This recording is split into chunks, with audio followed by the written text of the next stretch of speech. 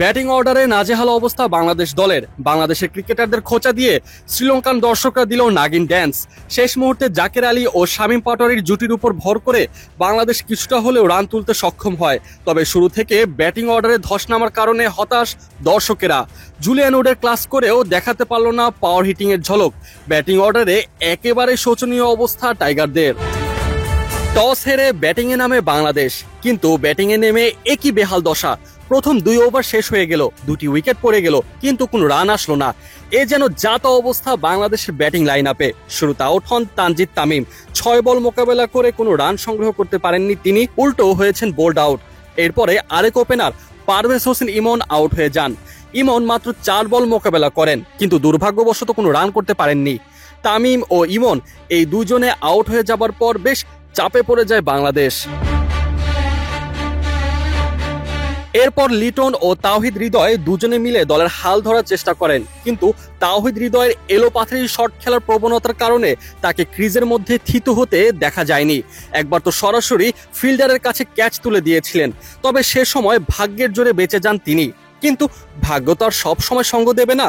কিছুক্ষণ পরেই রান আউটের শিকার হন হৃদয়, আর তাতেই বাংলাদেশের অবস্থা হয়ে যায় আরো নাজেহাল। শ্রীলঙ্কার বোলারদের সামনে যেন টিকতেই পারছিল না কোনো ব্যাটার। হৃদয় 9 বল মোকাবেলা করে 8 রান করেন, হাঁকাতে পারেননি কোনো বাউন্ডারি। এরপরেই মাঠে নামেন শেখ মেহেদী। 11 রানের মধ্যে দলের 3টি উইকেট নেই। এমন অবস্থায় সবাই যখন হা হুতাশ করছিল, তখন দলের হাল ধরার চেষ্টা করেন লিটন ও শেখ মেহেদী। এই দিনে বাংলাদেশ দল প্রথম বাউন্ডারি দেখতে পায় শেখ মেহেদীর হাত ধরে, তবে দলীয় 38 রানের মাথায় আউট হয়ে যান তিনি। 7 বল মোকাবেলা করে 9 রান করেন এই ব্যাটার। মেহেদীর ব্যাট থেকে দেখতে পাওয়া যায় একটি 4-এর মার।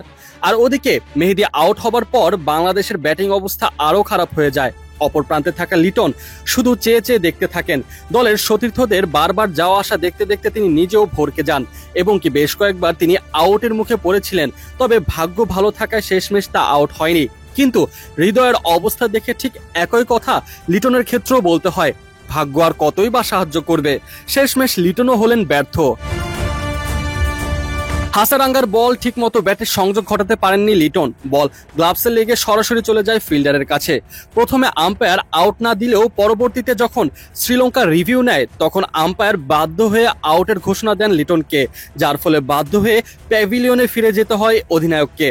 যাওয়ার আগে লিটনের ব্যাটে 26 বলে 28 রান দেখতে পাওয়া যায়, আর এই 28 রান তুলতে 4টি 4 হাঁকান তিনি। এরপরে জাকের ও শামীম দুজনে মিলে চেষ্টা করেন দলের হাল ধরার।